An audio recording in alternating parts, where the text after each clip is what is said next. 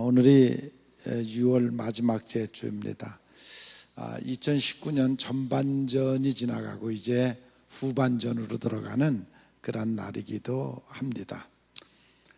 돌이켜보면 정말 지난 6개월도 하나님의 은혜 속에서 이끌어 주심을 감사하고 정말 하나님의 사랑 가운데 살게 하심을 다시 한번 감사할 수밖에 없습니다. 마음속에 늘 감사하는 마음을 품고 사는 자는 행복한 자라는 말이 있습니다. 난 여러분 모두가 항상 여러분들의 마음속에 감사하는 마음을 품고 사시기를 바랍니다. 그것이 바로 복의 기초예요. 복 받는 기초가 우리의 심령이 언제나 하나님을 향하여 감사하는 마음이 있어야 됩니다. 제 자신도 가만히 생각해 보면 우선 건강을 주신 하나님께 감사가 되죠. 그리고 저의 삶 속에서 매일매일 성령께서 이끌어 주심에 감사할 수밖에 없습니다. 지금까지 40년 목회를 하면서도 큰 어려움 없이 또 많은 일들을 할 수 있도록 해주신 하나님을 생각하면 감사할 수밖에 없습니다. 효자가 다른 게 효자가 아니라 부모에게 감사하는 마음을 품고 있으면 그건 효자예요. 그런 마음을 품고 있으면 그건 효자예요. 우리가 하나님께 대해서 여러분들이 정말 하나님의 은혜에 대해서 감사하는 마음을 품고 있으면 여러분들은 하나님께 효를 하는 것이에요. 그런데 이 세상은 정말 글쎄 이 세상 많은 사람들이 부모님에 대해서 얼마나 감사하는 마음을 품고 있을까? 특별히 젊은이들이 얼마나 부모에 대해서 감사하는 마음을 품고 있을까? 그런 생각을 하게 됩니다. 감사하는 마음은 이미 축복받은 삶이에요. 데살로니가 전서 5장 8절에 보면 범사에 감사하라 이는 예수 그리스도 안에서 너희를 향하신 하나님의 뜻이라 그랬습니다. 사람은 늘 두 종류의 사람을 볼 수가 있는데 잘 되든 못되든 언제나 항상 그냥 불평하며 부정적인 마음을 품고 사는 사람들이 있어요. 늘 부정적인 마음을 품고 사는 사람들이 있어요. 그런가 하면 또 어떤 어려움과 역경 속에서도 언제나 겸손하고 믿음을 가지고 그 모든 것들을 받아들이면서 감사하며 사는 사람이 있어요. 여러분은 어떤 마음을 품고 사는지 한번 여러분 자신이 좀 생각을 해봐야 될 것 같습니다. 이 두 인생의 결과는 완전히 달라요. 원망 불평하는 사람은 아무리 좋은 여건이 생겨도 언제나 마음속에 부정적인 생각으로 차 있습니다. 그러니까 한평생 그냥 그렇게 사는 것이에요. 그러나 신앙적인 사람은 모든 것이 결국은 협력해서 선을 이룬다는 확신을 가지고 소망을 가지고 믿음을 가지고 그러면서 감사하는 마음으로 긍정적인 인생을 살아요. 그것이 바로 복된 인생이에요. 제가 몇 년 전에 그 중동 아부다비에 갔을 때에 파키스탄 사람이 호텔을 이렇게 문을 열어주고 손님이 오면 문을 열어주고 하는 그 자리에 서 있더라고요. 항상 웃고 해요. 늘 행복해해요. 그러면서 저는 제가 이제 십자가를 큰 걸 달고 다니니까 그걸 보고 더 막 그걸 손짓을 해가면서 기뻐하고 즐거워하는 그런 모습을 볼 수가 있었댔어요. 그래서 이제 선교사를 통해서 이렇게 대화를 해보니까 그 사람이 파키스탄 사람인데 파키스탄에서는 예수를 믿으면 쫓겨난대요. 그리고 굉장히 큰 곤욕을 치른대요. 그래서 그가 파키스탄에서 그 아부다비로다가 이제 온 거예요. 와갖고 거기서 비록 그가 문을 열고 닫고 손님이 오면 짐이나 날라주는 그러한 일을 하고 있지만 그러나 그곳에 와서 예수를 믿을 수 있다는 것에 대해서 너무 감격하고 감사하면서 살아가는 모습을 볼 수가 있었어요. 파키스탄에서 살면 그가 정말 대우를 받고 또 좋은 직장에서 좋게 살 수 있었지만 그러나 오히려 다른 나라에 와서 이렇게 어려운 일을 하고 있지만 그래도 그 안에서 자기가 예수를 믿을 수 있다는 것, 그것으로 감사하면서 살아가는 그러한 모습을 볼 수가 있었습니다. 네팔에도 가보면 예수 믿는 것을 알면 감옥에 가두고 그렇습니다. 요즘은 무슬림 지역, 아프리카 지역에 거의 무슬림 지역에 대해서 기독교의 박해가 있고, 중국도 그렇고 북한은 말할 것도 없고 더 많은 그런 박해가 있는 것을 볼 수가 있습니다. 그런데 비해서 우리가 지금 이렇게 마음껏 자유롭게 예수 믿을 수 있다는 것, 여러분 이거 큰 복인 줄 아시기 바랍니다. 내가 아무리 예수 믿는 것이, 우리가 자유롭게 예수 믿을 수 있다는 것이 복이라고 말해도 이해가 안 가는 분들이 많이 있을 거예요.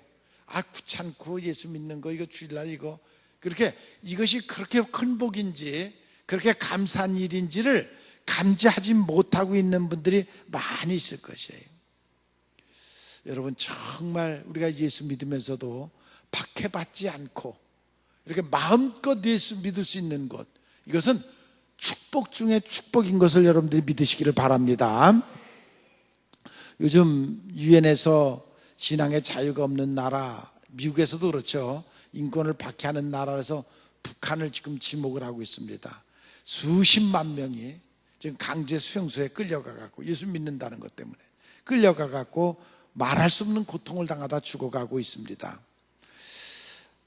인도 나라도 종교가 굉장히 다양한데 힌두교, 불교 다 그곳에서부터 시작이 됐죠. 그러니까 사이비 종교의 원산지가 인도입니다. 소를 그들은 숭배를 해가면서 가진 것을 숭배하죠. 사람은 굶어 죽어도 소는 먹이는 그러한 모습들을 볼 수가 있습니다. 우리가 지금 학교를 짓고 있는 부르키나 파소도 무슬림들의 후원을 받아서 무슬림들이 전도를 많이 해서 거의 무슬림들이 많이 있습니다. 그런데 그 여자들이 서서히 지혜가 생겨서 무슬림들은 일부 다처제, 한 남자가 몇 부인을 거느리고 살고 그러는 것이, 부인들이 이제 눈이 뜨이니까 이것이 잘못됐다 해갖고 기독교로 개정해갖고 예수 믿는 사람들이 이렇게 많아지는 그런 모습을 볼 수가 있습니다. 교회 안에 오면 자유를 누릴 수 있고 여자들도 인권이 존중을 받고, 그러니까 그들이 그것을 깨닫고는 서서히 이제 기독교가 확산돼 나가는 그러한 모습을 볼 수가 있습니다. 50년 전에는 필요한 생활 필수품이 한 70여 개였다고 그래요. 거기서 꼭 필요한 것은 18개만 있으면, 18가지만 갖고 있으면 사람이 살 수 있었다고 그래요. 근데 요즘은 한 7, 800개의 생활용품이 필요하다고 그래요. 그 중에서 꼭 필요한 필수한 것이 50개가 된다고 그래요. 그러니까 우리들의 생활이 얼마나 이렇게 복잡해지고 또 광범위해졌는가를 말해주는 것이에요. 그럼에도 불구하고 지금 우리나라는 부족함이 없이 풍족함을 누리고 살고 있습니다. 저는 세계를 이렇게 다니면서 느끼는 것 두 가지가 있는데, 첫째는 우리나라에 대해서, 그러니까 자원이 없으면서도 지금 잘 사는 나라가 스위스라는 나라고 우리나라예요. 스위스도 그냥 산에, 그냥 악산이에요, 악산. 별로 쓸만한 땅이 없어요. 그럼에도 스위스가 그렇게 잘 사는 것은 시계공업을 발달시켜서 그렇게 잘 살고 있죠. 우리나라도 그렇게 자원이 없어요. 그런데 그렇게 자원이 없고 좁은 땅임에도 불구하고 이렇게 잘 사는 것, 그것이 바로 하나님의 은혜예요. 여러분 믿습니까? 정말 그렇습니다. 저는 세계를 다니면서 늘 그걸 느껴요. 정말 감사하다, 정말 고맙다. 어떻게 우리나라가 이렇게 잘 사는 나라가 될 수 있을까? 여러분 그냥 똑같은 북한 보세요. 지금 어떻게 살고 있나? 그것에 비하면 정말 너무 복받고 사는 것, 자, 그것에 대해서 여러분 정말 감사하는 여러분들이 되시기를 바랍니다. 특별히 우리나라는 스위스보다도 더 무서운 것이 강대국에 둘러싸여서 있어요. 굉장히 위험한 가운데 있어요. 그럼에도 이렇게 잘 살 수 있는 것이 하나님의 은혜입니다. 우리는 무엇보다도 그저 세 가지만 있으면 감사라는 말이 있습니다. 일용할 양식이 있고 육신이 건강하고 하늘의 소망만 갖고 살면 그 사람은 복받은 사람이다. 그 사람은 늘 감사해야 된다. 믿습니까? 예, 일용할 양식이 있고 지금 육신이 건강해서 다닐 수 있고 그리고 천국의 소망이 있으면 예수 믿고 천국만 갈 수 있다 그러면 그 사람은 가장 행복한 사람입니다. 그 복을 받고 사는 것에 대해서 감사하는 여러분들이 되시기를 바랍니다. 우리 그리스도인들은 모든 것을 빼앗긴다 해도 신앙이 있고 하늘의 소망이 있기에 감사하는 여러분들이 되시기를 바랍니다. 우리가 또 감사할 것은 최후의 승리를 주시는 하나님께 감사하셔야 돼요. 이스라엘 백성들이 광야에서 가나안 땅에서 전쟁을 할 때마다 그들이 승리를 했어요. 그들의 힘으로 된 것이 아니에요. 그들은 포로로 있다가 풀려나온 사람들의 아무런 힘이 없었댔어요. 그러나 그들은 전쟁하기 전에 기도했고 기도하고 하나님이 도우셔서 승리하는 모습을 볼 수가 있습니다. 여러분 하나님을 믿습니까? 그러면 하나님이 승리를 주시는 것도 믿습니까? 여러분 정말 그 믿음을 가지시고 기도하시고 그리고 정말 하나님이 함께하는 그런 여러분들이 되시기를 바랍니다. 바울과 실라는 귀신 들린 여종을 곤쳐주고 감옥에 갇혔습니다. 그럼에도 불구하고 감옥 안에서도 그들은 찬송을 부를 때에 기도를 할 때에 쇠사슬이 끊어지고 하나님의 놀라운 역사가 그들에게 나타나서 기적이 일어나는 것을 볼 수가 있습니다. 그 믿음을 여러분들이 있기를 바랍니다.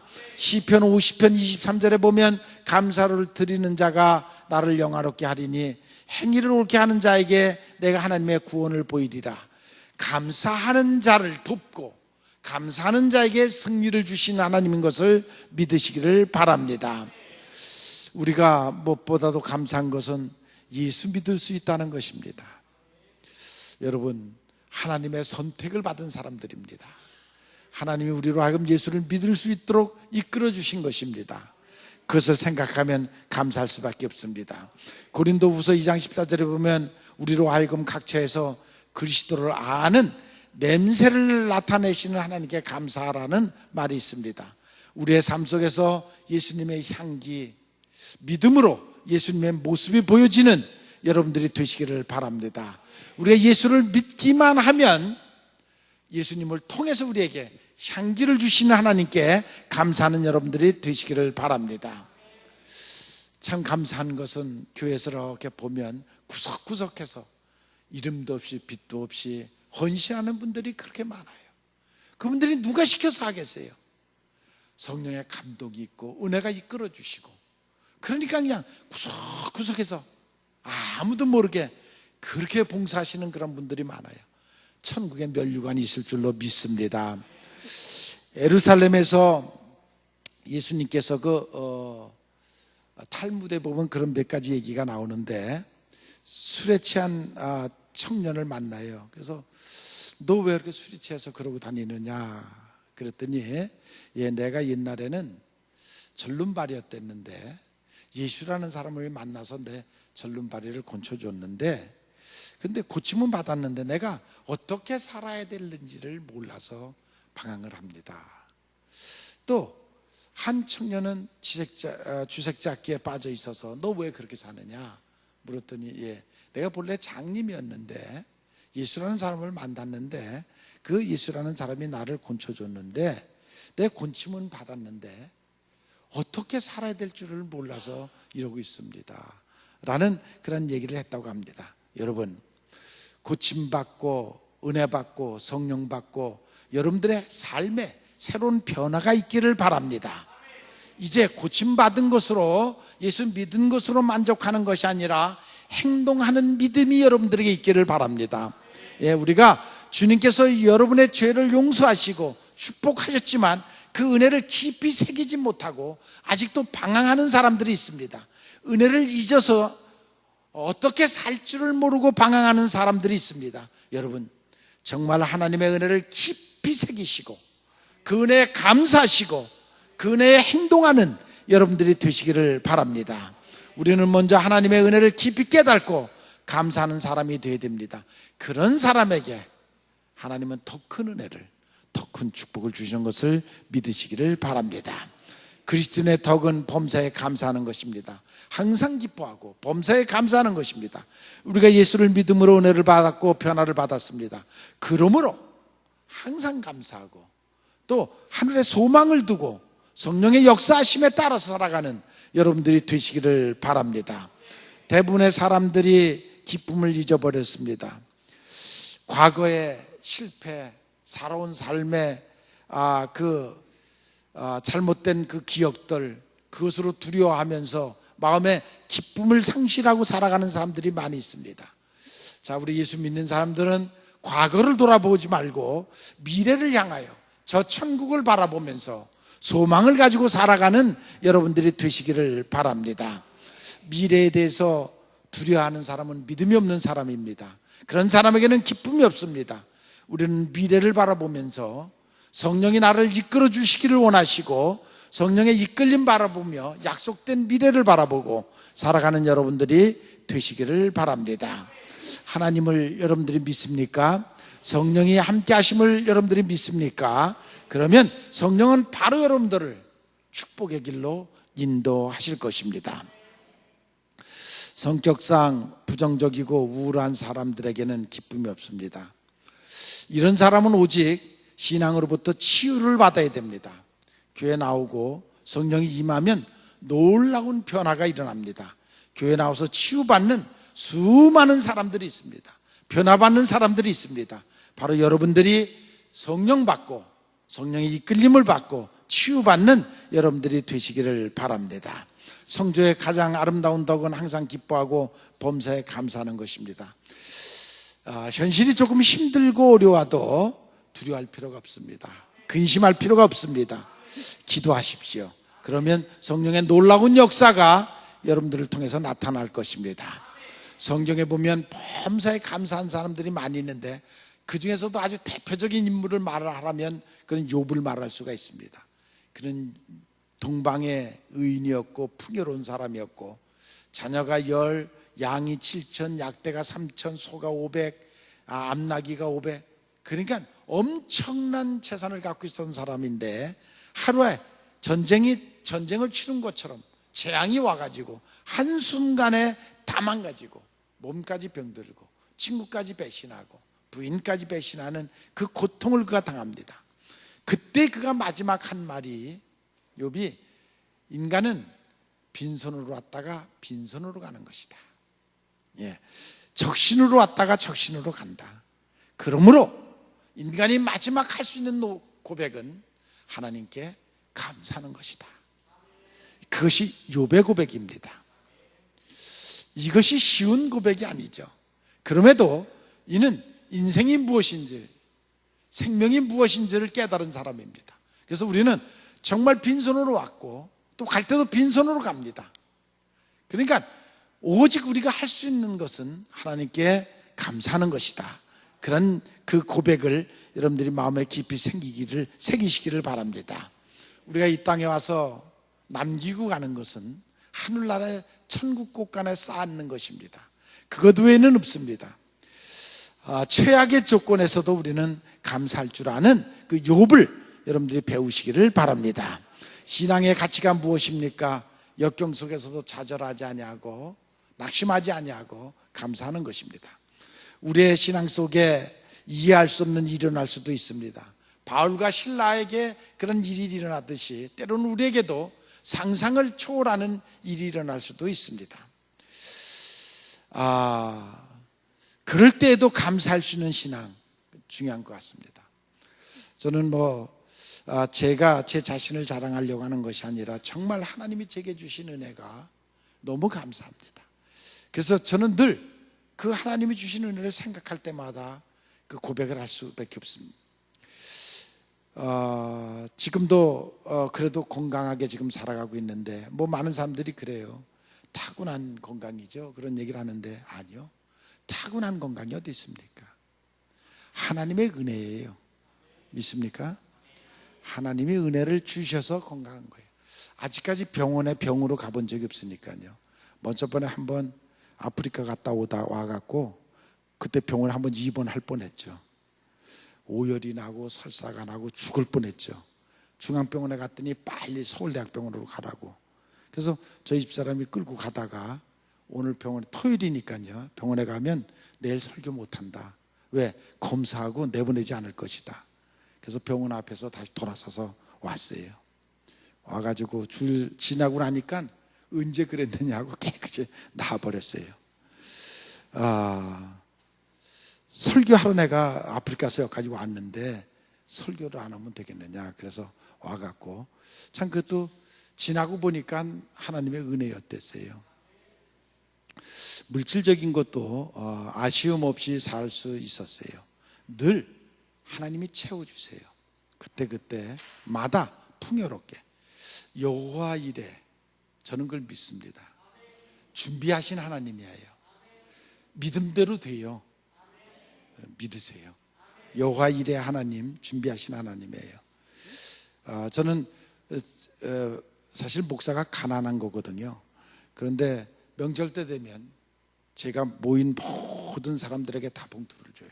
우리 집에 온 모든 사람들에게 다 봉투를 줘. 이번에도 제 생일인데 우리 딸내미가 손님들을 다 모아놨다고 그래요. 그래서 제 학렬이 저와 똑같은 학렬서부터 제 위에 있는 분들에게는 한 6, 70명이 모였는데 제가 20만 원씩 다 주고 제 밑에 학렬에게는 10만 원씩 주고 몇백만 원 이렇게 쓸 수 있었어요. 그러고 나니까 마음이 기쁘더라고요. 좋더라고요. 얻는 것보다 주는 게 복이에요. 여러분 믿습니까? 많이 하나님께 축복받고 줄 수 있는 여러분들이 되기를 바랍니다. 제 명예도 그렇죠. 제가 사실은 정치하고 싶어서 하고 싶어서가 아니라 그때 당시 너무 나라 꼴이 기가 막히고 민주주의를 전혀 모르니까 처음 시작할 때 민주주의, 풀뿌리 민주주의 처음 시작할 때 정치에 나가겠다고 나갔었댔는데 그때 안 됐죠. 지금 지나서 보니까 그때 안 된 게 얼마나 다행인지 몰라요.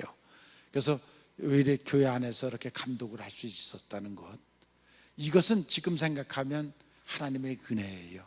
축복이에요. 그렇게 안 된 것이 참 다행한 일이었댔어요. 그때 당시는 이해가 안 됐지만 지금에 와서는 그것이 하나님의 은혜예요. 정말 돌이켜보면 정말 하나님이 저의 삶을 이끌어 주셨고 인도해 주셨어요. 그러니까 너무 감사할 수밖에 없어요.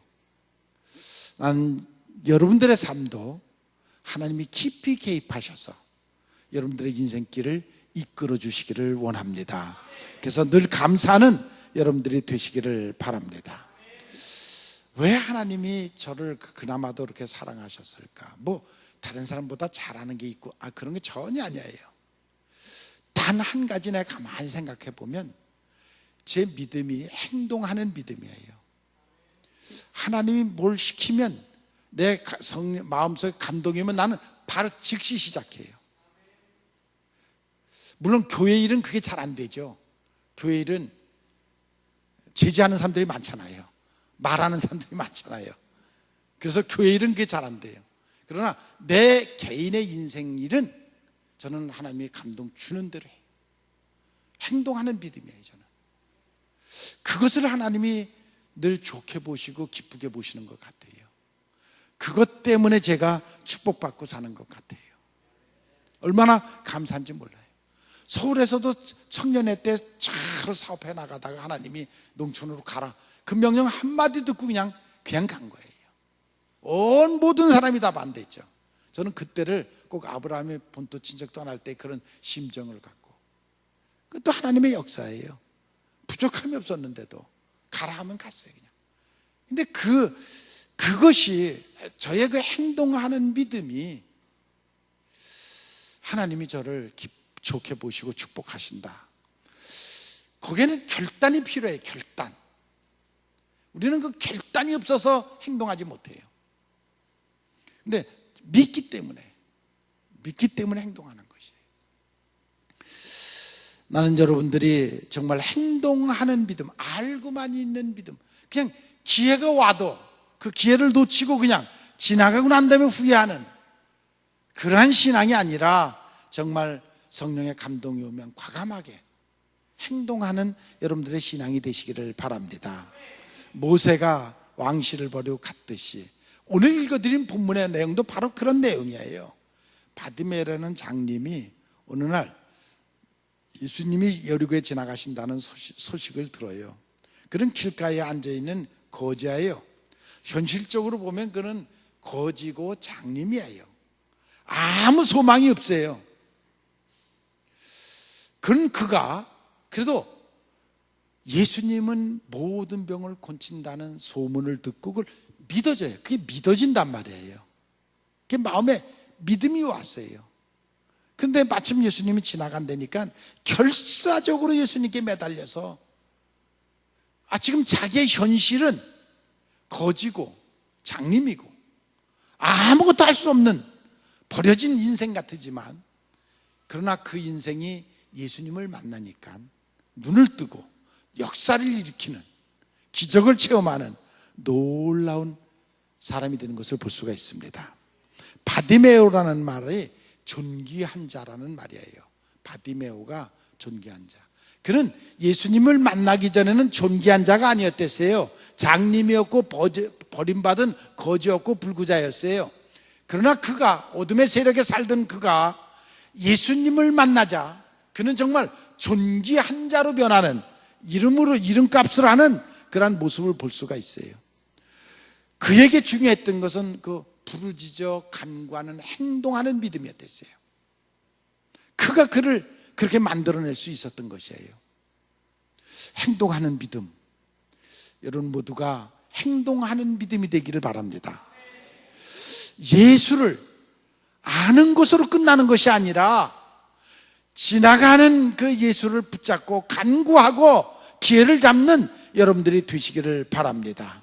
목이 터지라 외칠 때 예수님이 그의 그 음성을 들으시고 그를 고치시는 놀라운 역사를 볼 수가 있습니다.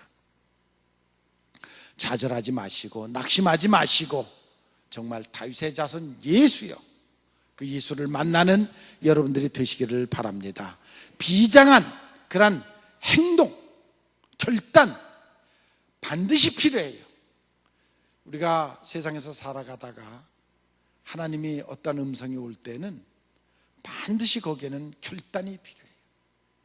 비장한 각오를 해야 돼요.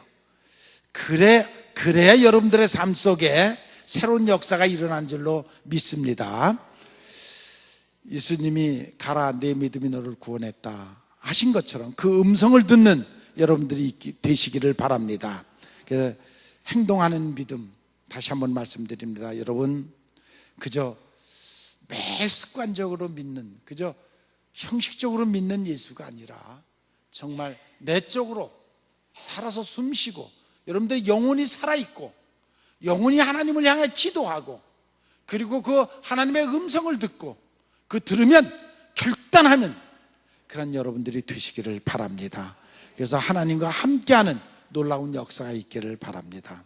그래서 바디메오의 육신의 눈을 뜨게 하신 예수님, 다니엘의 지혜의 눈을 뜨게 하신 예수님, 우리에게 필요한 믿음의 눈, 영의 눈을 뜨게 하시는 예수님을 여러분들이 믿으시기를 바랍니다. 그래서 예수를 만나야 됩니다. 행동하는 믿음. 야고보는 행함이 없는 믿음은 죽은 믿음이라고 했습니다. 우리의 지금의 모습이 어떻습니까? 예수의 소문은 많이 듣고 있는데, 예수님이 기적을 행하는 것도 듣고 알고는 있는데 우리가 행동하지 못하고 있습니다. 우리의 심령 속에 변화가 일어나질 않고 있습니다. 저는 지난번 미국에 가서 그 미국이라는 땅을 돌아보면서 미국이 이렇게 200년 만에 세계를 제패하는 이렇게 축복받은 나라가 될 수 있었던 것은 영국의 청교도들이 결단을 한 거예요. 야, 우리 신앙생활을 제대로 하려면 정말 새로운 것에 가서 좀 새롭게 하자. 그래서 그들이 그 죽음을 해치고 그 위험을 무릅쓰고 그리고 미국 땅에 와서 시작을 했기 때문에 그들의 그 결단이 지금의 미국을 만들어냈고 지금 그렇게 부강한 세계를 이끌어가는 나라가 되는 그런 모습을 볼 수가 있습니다. 여러분의 인생 결단할 때 결단하는 지혜가 필요합니다. 신앙은 행동, 살아있는 믿음 필요합니다. 오늘도 성령이 여러분들을 깨닫게 할 때에 그 음성에 귀를 기울이시고 그 부르심에 응답하는 여러분들 되시기를 바랍니다. 그래서 행동하는 믿음으로 하나님 앞에 쓰임받고 축복받는 여러분들이 되시기를 주님의 이름으로 축원을 합니다.